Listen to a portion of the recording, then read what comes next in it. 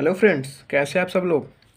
Friends, आज हम लोग इकोनॉमिक्स का एक और टॉपिक स्टार्ट करेंगे और आज ही इसको ख़त्म करेंगे, जिसका नाम है आर्थिक समृद्धि एवं आर्थिक विकास। आर्थिक समृद्धि और आर्थिक विकास क्या होता है, इसके सारे डायमेंशंस को पढ़ेंगे। इसको प्रभावित करने वाले कारक क्या क्या होते हैं, इसकी इम्पोर्टेंस क्या होते हैं। आर्थिक समृद्धि होगी तो क्या आर्थिक विकास होगा, आर्थिक विकास होगा तो क्या आर्थिक समृद्धि होगी। इसके एक एक पहलू को क्या करेंगे, बारीकी से समझेंगे। आर्थिक समृद्धि और आर्थिक विकास को पढ़ने से पहले समझेंगे क्या कि ग्रोथ, समृद्धि क्या होती है और विकास क्या होता है। समृद्धि और विकास, इसको समझ जाएंगे अगर, तो आर्थिक समृद्धि और आर्थिक विकास क्या होता है इसको बहुत आसानी से समझ लेंगे। सबसे पहले अगर मैं कहता हूँ कि एक ऐसे कि ग्रोथ क्या होता है, पहले समझेंगे हम लोग को ग्रोथ क्या होता है और डेवलपमेंट क्या होता है। डेवलपमेंट, ग्रोथ और डेवलपमेंट क्या होता है। ग्रोथ का मतलब होता है कि फिजिकल चेंज। फिजिकल चेंज क्या होता है, अगर मैं एक एग्जांपल से आपको समझाऊं, मैं एक एग्जांपल ले रहा हूं कि एक जो मेंटली डिसेबल्ड आदमी है, जिसको हम पागल कह सकते हैं, कि अगर कोई एक पागल आदमी है, वह शारीरिक रूप से हष्ट पुष्ट है, उसके हाथ पैर अच्छे हैं, लेकिन उस आदमी में क्या नैतिकता है, उस आदमी में क्या नैतिकता है, उस आदमी में नैतिकता नहीं है। उस आदमी की समझ एक ऐसे आदमी की तुलना में उतनी अच्छी नहीं है जो सही है, जो पागल नहीं है। उस आदमी का व्यवहार अजीबोगरीब होगा। जो आदमी पागल होगा, एक मैं पागल आदमी की कल्पना कर रहा हूँ, एक ऐसे आदमी की कल्पना कर रहा हूँ जो मेंटली डिसेबल्ड हो गया है। जैसे गांव में बहुत सारे ऐसे लोग होते हैं जो शारीरिक रूप से सक्षम हैं, लेकिन उसमें नैतिकता ही नहीं बची है, उसमें किसी भी चीज़ की समझ नहीं है, उनके व्यवहार में अजीबोगरीब परिवर्तन होता रहता है। तो मैं कह सकता हूँ कि उस आदमी में वृद्धि तो हुआ है, वृद्धि तो हुआ है, उसके शरीर, हाथ पाँव सब कुछ हष्ट पुष्ट हैं, इसका मतलब उस आदमी में वृद्धि तो हुआ है, लेकिन विकास नहीं हुआ है। विकास का मतलब कि उसका सामाजिक व्यवहार अच्छा होना चाहिए, उसमें समझ होनी चाहिए, उसमें नैतिकता होनी चाहिए, ये सारी चीज़ें होनी चाहिए। तो ग्रोथ और डेवलपमेंट में बहुत ज़्यादा अंतर नहीं है, लेकिन हाँ, ग्रोथ का मतलब होता है कि अगर एक मनुष्य के संदर्भ में देखेंगे, एक मानव के संदर्भ में देखेंगे, तो ग्रोथ का मतलब उसके फिजिकल चेंज में, मतलब शारीरिक रूप से हष्ट पुष्ट है लेकिन मानसिक रूप से हष्ट पुष्ट नहीं है। इसका मतलब ग्रोथ तो उसका हुआ है, लेकिन क्या हुआ है, विकास उसका नहीं हुआ है। तो ग्रोथ और डेवलपमेंट का बस इतना ही अंतर है।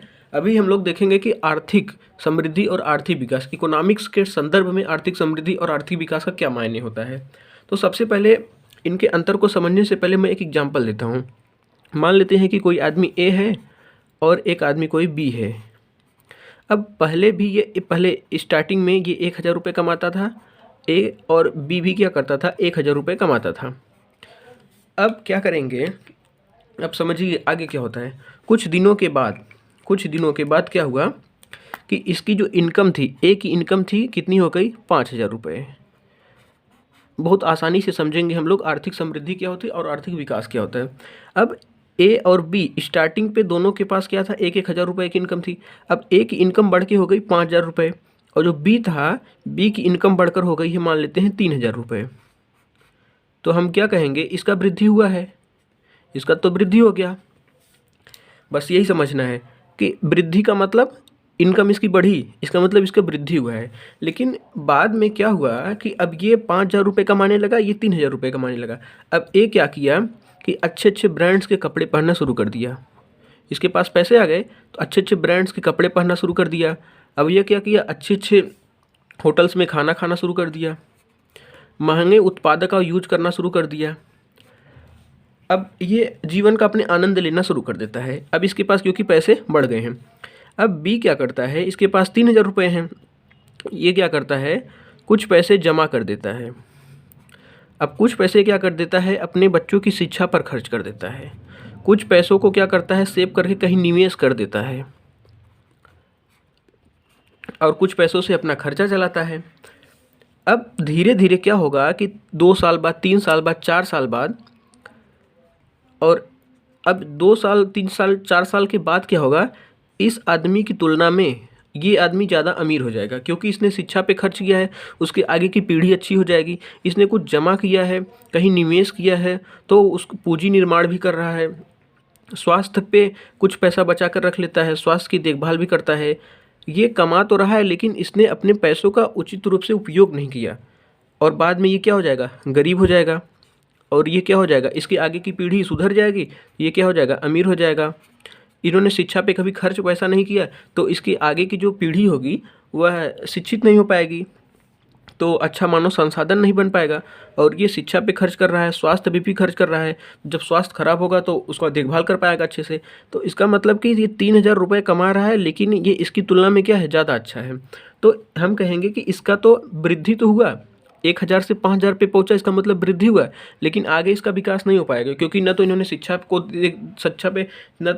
पे ध्यान दिया, न तो इन्होंने स्वास्थ्य पे ध्यान दिया, न तो आगे पूंजी निर्माण किया है। मान लेते हैं 5,000 रुपये कमा रहा है, हो सकता है भविष्य में उसकी इनकम कम हो जाए, तो जीवन को इन्होंने सिक्योर अपना नहीं किया है। अब ये क्या किया, 1,000 से 3,000 रुपये कमा रहा है, इसकी तुलना में वृद्धि तो इसकी कम है, क्योंकि इसकी 5,000 है, इसका 3,000 है, तो वृद्धि तो कम है, लेकिन इसका विकास ज़्यादा हो जाएगा, क्योंकि इन्होंने अपने बच्चों की शिक्षा पे खर्च किया, तो भविष्य में भी अच्छे मानव संसाधन बन पाएंगे। निवेश किया है, कल को उसका फ़ायदा मिल पाएगा। इन्होंने स्वास्थ्य को भी देखभाल किया है अच्छे से। तो मैं समझाना ये चाह रहा हूँ कि आर्थिक समृद्धि और आर्थिक विकास में क्या, अब यहाँ से अगर मात्रा में वृद्धि हुई है, मात्रा में 1,000 था तो 5,000 हुआ, तो मात्रात्मक रूप से तो ये आगे है, मात्रात्मक रूप से, मात्रा में तो वृद्धि हुई, और ये मात्रात्मक रूप से क्या है, मात्रात्मक रूप से तो ये आदमी पीछे है, लेकिन गुणात्मक रूप से ये पीछे रह गया। गुणात्मक रूप से क्वालिटी में क्या हुआ, ये पीछे रह गया, और ये क्वालिटी में क्या हुआ, आगे हो गया। तो हम कहेंगे कि ए में वृद्धि हुई है, ए की वृद्धि हुई है, ए और बी की तुलना करें तो हम कहेंगे कि ए की वृद्धि ज़्यादा हुई है, और बी वृद्धि का ग्राफ वृद्धि हो गया ये। लेकिन विकास की बात करें तो बी का विकास क्या होगा, बी का विकास ए की तुलना में ज़्यादा होगा। बस इसी अगर कंसेप्ट को समझ गए हैं, मैं एक बार फिर से इस कंसेप्ट को रिकॉल कर रहा हूँ। मान लेते हैं कि ए और बी दो आदमी हैं, ए और बी दोनों स्टार्टिंग में 1,000 रुपये कमाते हैं, लेकिन धीरे धीरे क्या हुआ कि ए की इनकम बढ़ करके 5,000 हो जाती है, और बी की इनकम बढ़ करके 3,000 हो जाती है। अब ए क्या करता है, जब ए के पास इनकम ज़्यादा हो गई, तो ये अच्छा जीवन, अपने जीवन का आनंद लेना शुरू कर देता है। ये अच्छे अच्छे ब्रांड्स के कपड़े पहनना शुरू कर देता है, अच्छे अच्छे होटलों में खाना खाना शुरू कर देता है, अपने घर पे जो बच्चे हैं उनकी शिक्षा पे खर्च नहीं करता, उन चीज़ों पे ध्यान नहीं देता, न तो पैसे को जमा कर देता है, न तो पैसा को जमा करता है। लेकिन बी क्या करता है, अब 3,000 रुपये इसकी इनकम है, ये कुछ पैसे इसी में सेविंग कर रहा है, कुछ पैसे अपने बच्चों की शिक्षा के बारे में, शिक्षा पे खर्च करके उसके भविष्य को सुचारू रूप से सुरक्षित कर रहा है। कुछ पैसे 3,000 में से निवेश कर दे रहा है, कुछ स्वास्थ्य के लिए सुरक्षित कर रहा है। तो भविष्य में क्या होगा, इसका जीवन सुरक्षित होगा, लेकिन इसका नहीं होगा। अब इनकम हो सकता है कि भविष्य में इसका इनकम कम हो जाए, तो ये भविष्य के लिए कुछ भी नहीं कर रहा है। तो हम कहेंगे कि 1,000 से जब 5,000 था तो मात्रात्मक रूप से क्या हुआ, इसका ज़्यादा है, लेकिन मात्रात्मक रूप से इसकी वृद्धि कम है। लेकिन गुणात्मक रूप से ये ज़्यादा अच्छा कर रहा है, स्वास्थ्य, शिक्षा, रोजगार पे ध्यान दे रहा है अपने बच्चों के। ये न तो स्वास्थ्य पे ध्यान दे रहा है, न तो शिक्षा पे ध्यान दे रहा है, तो भविष्य में क्या होगा, ये गरीब होता चला जाएगा। तो बस यही दोनों का अंतर अगर समझ आ गया तो आर्थिक समृद्धि और आर्थिक विकास किसी भी देश के संदर्भ में क्या होता है उसको आसानी से हम लोग समझ लेंगे। अब जैसे पहला पॉइंट है कि आर्थिक समृद्धि और आर्थिक विकास। आर्थिक समृद्धि मात्रात्मक होती है और आर्थिक विकास क्या होता है, गुणात्मक होता है। अगर मैं किसी देश के संदर्भ में बात करूँ, जैसे क्या होगा कि आर्थिक समृद्धि का मतलब है कि किसी भी देश की कमाई बढ़ रही है, किसी भी देश की कमाई बढ़ रही है। अब जीडीपी, किसी भी देश की जीडीपी बढ़ रही है, उस देश की राष्ट्रीय आय में वृद्धि हो रही है, उस देश की प्रति व्यक्ति आय में वृद्धि हो रही है, तो हम कहेंगे कि उस देश की वृद्धि हो रही है, मात्रात्मक रूप से उस देश की वृद्धि हो रही है। लेकिन वह देश क्या करता है, गुणात्मक रूप से वो विकास कब करेगा, जब उस देश के जो मानव होंगे उनका मानव विकास सूचकांक अच्छा होगा, उस देश में खुशहाली होगी, उस देश में बेरोजगारी में कमी होगी, उस देश में गरीबी नहीं होगी, जो लैंगिक विषमताएं होती हैं स्त्री और पुरुष के बीच में वो कम होगा। तो हम कहेंगे कि उस देश में गुणात्मक विकास हो रहा है। विकास और वृद्धि, वृद्धि का मतलब कि जीडीपी बढ़ गई। पैसे बढ़ने से हम ये नहीं कह सकते कि उस देश का विकास हो जाएगा, क्योंकि जब तक पैसा बढ़ा, तो यहाँ पे देखिए पैसा तो बढ़ा, लेकिन हम क्या कह सकते हैं कि इसका भविष्य में विकास हो जाएगा? नहीं कह सकते, क्योंकि ये डिपेंड करता है कि उस पैसों का उपयोग, यूटिलाइजेशन किस तरह से किया गया है। अगर किसी देश की जीडीपी बहुत ज़्यादा बढ़ जाती है तो इसका एक कहीं से कहीं तक ये मायने नहीं होता कि उस देश में विकास अच्छा हो जाएगा, क्योंकि विकास होने के लिए जो बढ़ी हुई जीडीपी है उसको खुशहाली के लिए, जनता की खुशहाली के लिए क्या करना पड़ेगा? खर्च करना पड़ेगा, रोड बनाना पड़ेगा, रोजगार देना पड़ेगा, स्वास्थ्य की सुविधाएं देना पड़ेगा, गरीबी के लिए विभिन्न प्रकार की योजनाएं लानी पड़ेगी जिससे गरीबी में कमी हो सके। जो बहुत सारे लोग भूखे हो जाते हैं, भुखमरी को दूर करना पड़ेगा, लोगों की खुशहाली के लिए काम करना पड़ेगा, तो तभी विकास हो पाएगा। तो आई होप कि मात्रात्मक और गुणात्मक समझ गए होंगे। मात्रात्मक का मतलब होता है कि सिर्फ और सिर्फ जीडीपी बढ़ जाए, सकल राष्ट्रीय आय में वृद्धि हो जाए। ये जीडीपी, ये राष्ट्रीय आय क्या होता है ये हम लोग आगे पढ़ेंगे, बस अभी इतना समझना है कि जीडीपी या राष्ट्रीय आय का मतलब कि पैसे से।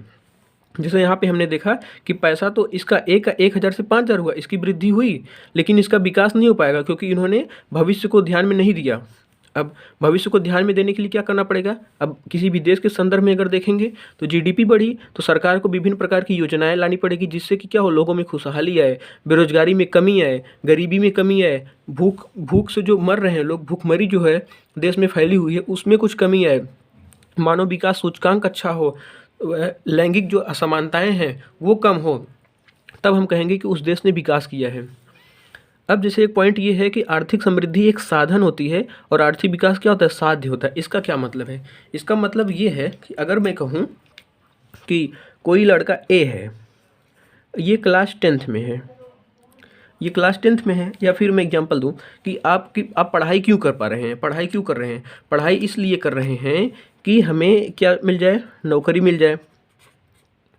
नौकरी क्या है? हमारा लक्ष्य है, हमारा उद्देश्य है। लक्ष्य, हमारा उद्देश्य या हमारा लक्ष्य क्या है? नौकरी को प्राप्त करना। लेकिन जो पढ़ाई हम कर पा रहे हैं, जो हम पढ़ाई कर रहे हैं वो एक साधन है, क्योंकि बिना साधन के माध्यम से हम अपने लक्ष्य तक नहीं पहुंच सकते हैं। जैसे मैं कह रहा हूँ कि अगर आप घर से अपने निकल रहे हैं और आपको जाना है मार्केट, घर से निकल रहे हैं और जाना है मार्केट, और आपके पास एक है साइकिल। साइकिल तो आपका साधन है जो आपको मार्केट तक ले जाएगा, लेकिन आपका साध्य क्या है? लक्ष्य क्या है? मार्केट में पहुंचना। ठीक उसी प्रकार से हम पढ़ाई इसलिए कर रहे हैं क्योंकि हमारा जो लक्ष्य है, हमारा उद्देश्य है नौकरी को प्राप्त करना, लेकिन जो पढ़ाई का जो हम कर रहे हैं, जो प्रोसेस है, वो हमारा साधन है, क्योंकि जब तक हम पढ़ाई नहीं करेंगे तो हमारा साधन नहीं तैयार होगा। अब साधन ही तो हमें अपने लक्ष्य तक पहुँचाएगा। तो वृद्धि जो होती है एक साधन का काम करती है, क्योंकि वृद्धि मतलब अगर पैसे आएंगे किसी भी देश में तभी तो विभिन्न प्रकार की योजनाएं लाई जा सकती हैं, गरीबी को दूर किया जा सकता है, बेरोजगारी को दूर किया जा सकता है। तो वृद्धि एक साधन होती है और साध्य जो होता है हमारा वो विकास होता है। अंतिम रूप से हम क्या करना चाहते हैं? अंतिम रूप से हम अपने साध्य, अपने लक्ष्य को प्राप्त करना चाहते हैं। कोई भी देश अंतिम रूप से क्या करना चाहता है? खुशहाली चाहता है कि लोग, बेरोजगारी में कमी है, गरीबी में कमी रहे किसी भी देश में, वहाँ पे लोग भूखमरी से पीड़ित ना हो, लोगों का वहाँ पे स्वास्थ्य अच्छा रहे, हॉस्पिटल का निर्माण करेगा। तो अंतिम रूप से किसी भी देश का लक्ष्य क्या होता है? विकास करना होता है। लेकिन वृद्धि क्या होती है? एक साधन होती है जो सहयोग करती है कि विकास हो। अब आर्थिक वृद्धि क्या होती है? एक अल्पकालीन प्रक्रिया होती है, लेकिन आर्थिक विकास एक दीर्घकालीन प्रक्रिया होता है। इसको समझिए इस एग्जाम्पल से। हमने क्या बोला? 1,000 रुपये था, 5,000 रुपये इसका इनकम हुआ, इसका 1,000 था, 3,000। ये कुछ दिनों तक अपने जीवन का आनंद लेता रहा, लेकिन बाद में गरीब हो गया। लेकिन ये क्या किया? शुरू में कुछ पैसे इसके पास थे तो कुछ जमा किया, कुछ शिक्षा पे खर्च किया, तो आगे की पीढ़ी को क्या किया? मजबूत कर दिया। तो ये क्या है? एक दीर्घकालीन प्रक्रिया। तो ये क्या किया? विकास किया। तो विकास के लिए इन्होंने अपना कुछ जमा किया, शिक्षा पे खर्च किया, निवेश किया, स्वास्थ्य पे ध्यान दिया। तो ये क्या? एक दीर्घकालीन प्रक्रिया होती है विकास। लेकिन वृद्धि क्या होती है? अल्पकालीन प्रक्रिया होती है। तो आई होप कि वृद्धि और विकास का अंतर कुछ बारीकी से आपको समझ आया होगा। एक बार मैं फिर से रिकॉल कर देता हूँ कि वृद्धि और विकास क्या होता है। वृद्धि का मतलब सिर्फ और सिर्फ मात्रा पे ध्यान दिया जाएगा। मात्रा का मतलब कि पैसे बढ़ जाएं। अगर पैसे बढ़ जाते हैं तो हम ये नहीं कह सकते कि उस देश का विकास हो जाएगा। जैसे मैं एक एग्जाम्पल आपको बताऊं कि जितनी भी जो ओपेक कंट्रियां होती हैं, ओपेक कंट्री का मतलब होता है जो पेट्रोलियम उत्पादन करने वाली कंट्रियां होती हैं। अब पेट्रोलियम उत्पादन करने वाली जो कंट्रियां होती हैं वहाँ पे महिलाओं की स्थिति उतनी अच्छी नहीं है। वहाँ पे महिलाओं की स्थिति उतनी अच्छी नहीं है क्योंकि उनके पास पैसा तो बहुत है, पेट्रोल के उत्पादन से, तेल के उत्पादन से उनके पास पैसा बहुत है। लेकिन वहाँ पे जैसे ईरान हो गया, सऊदी अरेबिया हो गई, इराक हो गया, अबू धाबी हो गया, यूएई हो गया, तो इन सारे कंट्रियों में क्या है? महिलाओं को उतनी स्वतंत्रता नहीं है। तो उस पैसे का क्या फ़ायदा कि जब वहाँ पे लोगों को स्वतंत्रता ही नहीं है, महिला को स्वतंत्रता ही नहीं है, वो खुल के बोल नहीं सकती हैं, स्वतंत्र रूप से घूम नहीं सकती हैं, उनके ऊपर बहुत सारे प्रतिबंध लगाए गए हैं, तो उस वृद्धि का क्या फ़ायदा? क्योंकि पैसा आया, इसका मतलब वृद्धि तो है, लेकिन वहाँ पे विकास ही नहीं हो पाया है। जैसे एक और एग्जांपल से मैं समझाता हूँ आपको कि मान लेते हैं कि कोई, आप अपने गांव में ही कल्पना कीजिए कि कोई एक ऐसा आदमी है, दो आदमियों को कल्पना कीजिए। एक आदमी ऐसा है जिसके पास पैसा है ज़्यादा, और एक आदमी ऐसा है जिसके पास पैसा कम है। लेकिन जिसके पास पैसा ज़्यादा है वो अपने घर में जो लड़कियां होती हैं उनको पढ़ने के लिए बाहर नहीं भेजता, और एक बी है जो अपने घर के लड़कों और लड़कियों को पढ़ाई पे ज़्यादा ध्यान देता है, उनको पढ़ाई के लिए बाहर भेजता है। तो इस पैसे का क्या फ़ायदा जब वहाँ पे लोगों को स्वतंत्रता ही नहीं है? न तो वो बोल सकते हैं खुल करके, न तो खुल करके अपने अपने डिसीजन ले सकते हैं। तो इस प्रकार की वृद्धि का कोई फ़ायदा नहीं, क्योंकि इसके पास पैसा है, धन संपदा संसाधन है, लेकिन इनका विकास नहीं हो पाएगा। और विकास इस बी वाले का विकास होगा, क्योंकि इसके लोग बाहर जाएंगे, ये सामाजिक रूप से सक्षम होंगे, बाहर के वातावरण से परिचित होंगे, तो इनका विकास हो पाएगा। तो कहना मैं ये चाहता हूँ कि अगर मात्रात्मक वृद्धि क्या होती है, मात्रात्मक होती है, पैसा आने से वृद्धि ही सिर्फ हो सकती है। लेकिन विकास क्या होता है, गुणात्मक होता है। गुणात्मक का मतलब होता है कि वहाँ पे खुशहाली आए लोगों के स्तर में, वहाँ पे बेरोजगारी में कमी आए, गरीबी में कमी आए, जो लैंगिक असमानताएं हमारे देश में फैली हुई हैं उस असमानता को हम कम किया जा सके, महिला और पुरुष को बराबर का अधिकार मिले, तो वो गुणात्मक रूप से विकास होगा। वृद्धि का मतलब होता है कि वस्तु और सेवाओं के उत्पादन में वास्तविक वृद्धि। किसी भी देश में अगर वस्तुओं और सेवाओं के उत्पादन में वृद्धि हो रही है तो इसका मतलब उसमें वृद्धि हुई है। लेकिन अगर सामाजिक आर्थिक ढांचा में परिवर्तन नहीं हुआ है, अगर वस्तु और सेवाओं के उत्पादन में वृद्धि हुई तो जीडीपी बढ़ेगी, जब जीडीपी बढ़ेगी तो इसका मतलब वृद्धि होगा। लेकिन अगर जीडीपी बढ़ी, वस्तु और सेवाओं के उत्पादन में वृद्धि हुई, तो क्या हम ये आवश्यक रूप से कह सकते हैं कि उस देश के सामाजिक आर्थिक ढांचे में परिवर्तन होगा? नहीं। जब तक सामाजिक आर्थिक ढांचे में परिवर्तन नहीं होगा तब तक हम कहेंगे कि विकास नहीं हो पाएगा। किसी भी देश की बहुत ज़्यादा कमाई हो जाने का ये मतलब नहीं होता है कि उस देश ने विकास कर लिया है। उस देश का विकास तभी माना जाएगा जब उस देश में सामाजिक आर्थिक परिवर्तन आएगा। तो आई होप कि ये अब आपको समझ आ गया होगा कि आर्थिक समृद्धि क्या होती है और आर्थिक विकास क्या होता है। मैंने बहुत बारीकी से समझाने की कोशिश की है। अब एक बार पढ़ने के बाद किसी भी बुक से आप पढ़ेंगे तो आपको अच्छे से समझ आ जाएगा। अब आर्थिक समृद्धि और आर्थिक विकास को प्रभावित करने वाले कारक क्या क्या हो सकते हैं उसको हम लोग समझेंगे। सबसे पहला कारक ये हो सकता है कि प्राकृतिक संसाधन होने चाहिए। अब कोई भी देश अगर आर्थिक समृद्धि करना चाहता है, आर्थिक विकास करना चाहता है, तो उस देश के पास क्या होना चाहिए, प्राकृतिक संसाधन होने चाहिए। लेकिन ये आवश्यक ही नहीं है, आवश्यक एकदम अनिवार्य नहीं है कि बहुत सारे देश ऐसे भी हैं जिनके पास प्राकृतिक संसाधन कम है, लेकिन उन्होंने अपने उस प्राकृतिक संसाधनों का यूटिलाइजेशन इस तरह से किया है, जैसे स्विट्जरलैंड ही है। यूरोपियन कंट्री हैं, उन यूरोपियन कंट्रियों के पास उतने संसाधन नहीं हैं जितने हमारे हैं, लेकिन वो विकसित कंट्री में आते हैं और हम विकासशील में ही आते हैं, क्योंकि उन्होंने जो प्राकृतिक संसाधनों का उपयोग है वो हमसे क्या है, बेहतर तरीके से किया है। तो आर्थिक समृद्धि और आर्थिक विकास को प्रभावित करने वाला एक महत्वपूर्ण कारक होता है प्राकृतिक संसाधन। प्राकृतिक संसाधन होना चाहिए तभी आर्थिक समृद्धि और आर्थिक विकास होगा। अब जैसे पूंजी निर्माण, दूसरा फैक्टर क्या होता है आर्थिक समृद्धि और आर्थिक विकास को प्रभावित करने वाले में, एक पूंजी का निर्माण। अब किसी भी अर्थव्यवस्था में अगर हम आर्थिक समृद्धि और आर्थिक विकास को प्राप्त करना चाहते हैं तो उस देश में पूंजी निर्माण होना चाहिए, उस देश में सड़कें बननी चाहिए, उस देश का इंफ्रास्ट्रक्चर अच्छा होना चाहिए, उस देश में हॉस्पिटल्स बनने चाहिए, उस देश में स्कूल और कॉलेजेस बढ़ने चाहिए, हम पूंजी का निर्माण कर सकें। जैसे अगर मैं कह रहा हूँ कि अगर आपको इतने मैक्रो लेवल पे नहीं समझ आ रहा है तो आप कल्पना करिए कि अगर कोई आदमी ए है, वह कुछ पैसे बचा बचा के मान लेते हैं कुछ ज़मीन खरीद लेता है।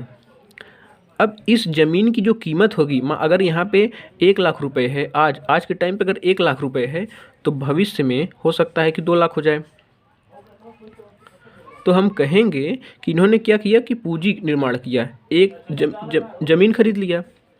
अब पूंजी का निर्माण हो गया तो देश के संदर्भ में क्या होगा कि पूंजी निर्माण कब होगा, जब स्कूल बनेंगे, हॉस्पिटल्स बनेंगे, रोड अच्छा बनेगा, बांध का निर्माण होगा, नहरों का निर्माण होगा, जो सरकार निवेश करेगी, कंपनियां लगेंगी, इंफ्रास्ट्रक्चर डेवलप होगा, तो क्या होगा, पूंजी का निर्माण। जब पूंजी का निर्माण होगा तभी आर्थिक समृद्धि होगी, तभी आर्थिक विकास होगा। अब तीसरा कारक हो सकता है कि पूंजी उत्पाद का अनुपात। ये दोस्तों बहुत ज़्यादा इंपॉर्टेंट है, क्योंकि इस पे दो दो तीन बार सवाल आ चुका है कि पूछा जाता है कि पूंजी उत्पाद अनुपात उच्च होना चाहिए कि निम्न होना चाहिए आर्थिक समृद्धि और आर्थिक विकास के लिए। तो इसको मैं समझाता हूँ।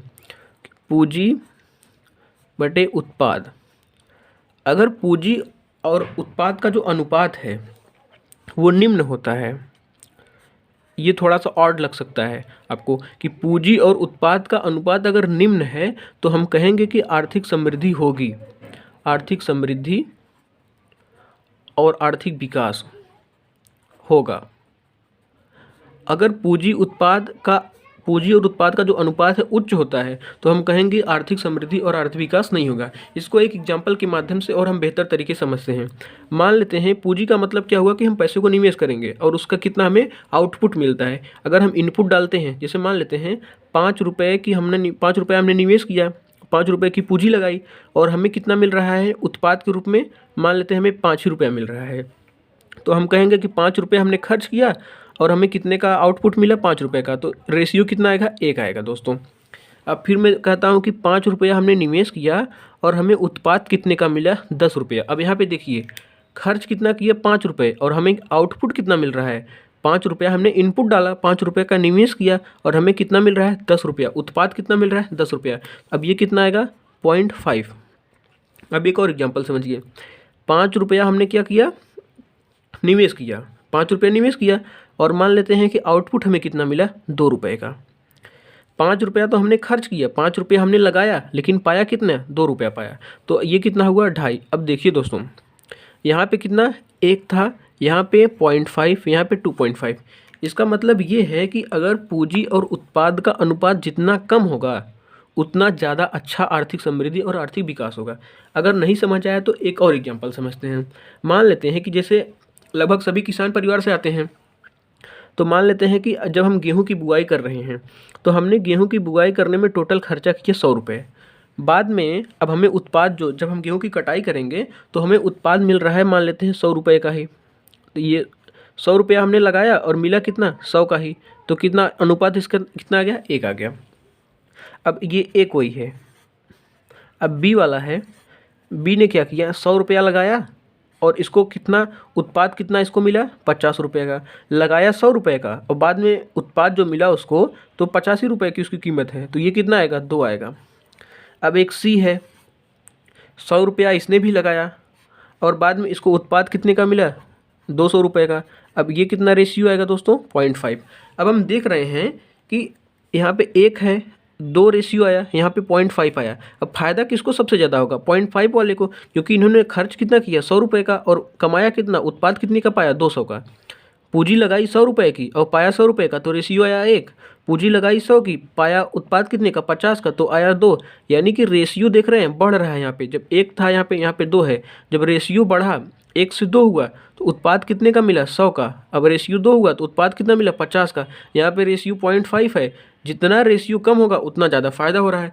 तो हम कहेंगे कि पूंजी उत्पाद अनुपात अगर निम्न होगा, पूंजी उत्पाद का जो अनुपात है वो अगर निम्न होगा तो हम कहेंगे कि आर्थिक समृद्धि और आर्थिक विकास क्या होगा, बेहतर होगा। ये एक कारण हो गया। एक कारण ये है कि औद्योगिकीकरण की तीव्र वृद्धि दर, ये दोस्तों इम्पॉर्टेंट है, क्योंकि जितने भी औद्योगिक क्रांतियाँ हुई हैं, जितने भी इंडस्ट्रियलाइजेशन हुए हैं, जो यूरोपियन कंट्रीज़ हैं, पश्चिमी जो देश हैं, वहाँ पे औद्योगिकीकरण बहुत पहले हो गया था। इसलिए वो सारे देश आज विकसित देशों में गिने जाते हैं। लेकिन हमारे यहाँ क्या हुआ कि औद्योगिकीकरण क्या हुआ, बहुत लेट हुआ। इसलिए अभी भी हम क्या है, विकासशील कंट्रियों की सूची में ही आते हैं।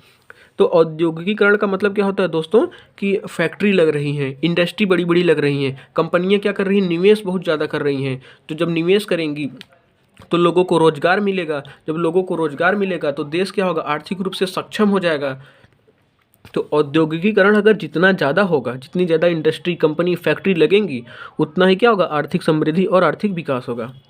एक कारण ये है कि तकनीकी उन्नति। तकनीकी उन्नति का क्या मतलब है दोस्तों, अगर भारत, मान लेते हैं भारत के परिप्रेक्ष्य में अगर देखें कि अगर भारत में टेक्नोलॉजी नहीं है, जब टेक्नोलॉजी नहीं होगी तो उतना तेज़ी से काम नहीं हो पाएगा। जैसे आज के टाइम पे बहुत ज़्यादा तेज़ी से तकनीकी रूप से विकास हुआ है, तो हम क्या करते हैं, जो पहले 1 घंटे में काम होता था अब उसको 10 मिनट में कर पा रहे हैं। तो जितना अच्छा टेक्नोलॉजी होगा, अब 10 मिनट का काम और अच्छी टेक्नोलॉजी आती है तो 10 मिनट का काम हम 2 मिनट में कर सकते हैं। तो टेक्नोलॉजी जितनी ज़्यादा होगी तो आर्थिक समृद्धि और आर्थिक विकास क्या होगा, उतना ज़्यादा होगा। ये एक और इम्पॉर्टेंट पॉइंट है कि मानव संसाधन अच्छा होना चाहिए, क्योंकि मानव जब तक मानव संसाधन नहीं बनेगा, मानव संसाधन नहीं बनेगा, उस देश का विकास नहीं हो पाएगा। इसका क्या मतलब है दोस्तों? इसका मतलब ये है कि आज हमारे यहाँ यूथ की संख्या सबसे ज़्यादा है। अब यूथ की संख्या अगर सबसे ज़्यादा है, अब उस यूथ के पास स्किल ही नहीं है, उस यूथ के पास उतना, वो यूथ आज का उतना सक्षम नहीं अगर है, तो वो अच्छा मानव संसाधन नहीं बन पाएगा। बेरोजगारी से त्रस्त है, गरीबी से त्रस्त है, सरकार इस प्रकार की कोई योजनाएं नहीं ला रही हैं जिससे क्या हुआ उसके स्किल में सुधार हो सके, तो वो किसी काम का नहीं है, तो मानव किसी काम का नहीं रह जाएगा। जैसे आप समझिए कि अगर आप बेरोजगार हैं, आपके पास किसी भी प्रकार की स्किल नहीं है, ना तो आपको किसी कंपनी में काम आता है, ना तो कंप्यूटर चलाना आता है, आप किसी भी प्रकार से योग्यता आपके पास नहीं है, तो आप मानव रहकर भी क्या हैं, बेकार हैं। क्योंकि जब तक मानव संसाधन नहीं बनेगा तो वो किसी काम का नहीं होगा। और एक और कारण हो सकता है राजनीतिक कारक। ये आर्थिक समृद्धि और आर्थिक विकास को काफ़ी प्रभावित करता है कि राजनीतिक कारक का मतलब होता है दोस्तों कि जो हमारे राजनेता हैं, जो हमारे लीडर हैं, जो लीड करने वाले हैं, उनमें मजबूत प्रशासनिक क्षमता होनी चाहिए, उनमें दृढ़ शक्ति होनी चाहिए, ईमानदारी होनी चाहिए, पारदर्शिता होनी चाहिए। नहीं तो क्या करेंगे, वे धन का संचय अपने पास कर लेंगे। तो अगर राजनीतिक दृढ़ इच्छा शक्ति नहीं है, उनके पास ईमानदारी, उनकी पारदर्शी नीतियाँ नहीं हैं, तो आर्थिक समृद्धि और आर्थिक विकास नहीं हो पाएगा। अब दृढ़ इच्छा शक्ति होगी तो अच्छी अच्छी योजनाएं, अच्छी अच्छी स्कीम्स लाएंगे, पारदर्शी तरीके से उसको ग्राउंड पे लागू कर पाएंगे। एक अच्छे कुशल सरकार का होना आवश्यक है। तो राजनीतिक कारक भी क्या होता है, आर्थिक समृद्धि और आर्थिक विकास को प्रभावित करने में एक महत्वपूर्ण रोल अदा करता है।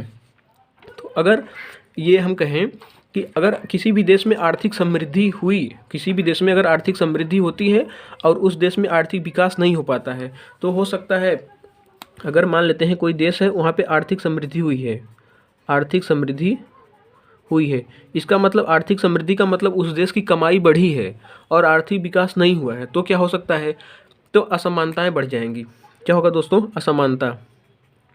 कैसे असमानता कब बढ़ेगी, आर्थिक, अब कोई कहेगा कि आर्थिक समृद्धि तो हुई है लेकिन आर्थिक विकास नहीं हो, तो असमानता कैसे बढ़ेगी। असमानता इस तरह से बढ़ेगी कि आर्थिक समृद्धि अगर हुई है इसका मतलब कमाई बढ़ी है। अब कमाई मान लेते हैं कुछ निश्चित, कुछ जो चंद लोग हैं उन्हीं के पास रह जाती है।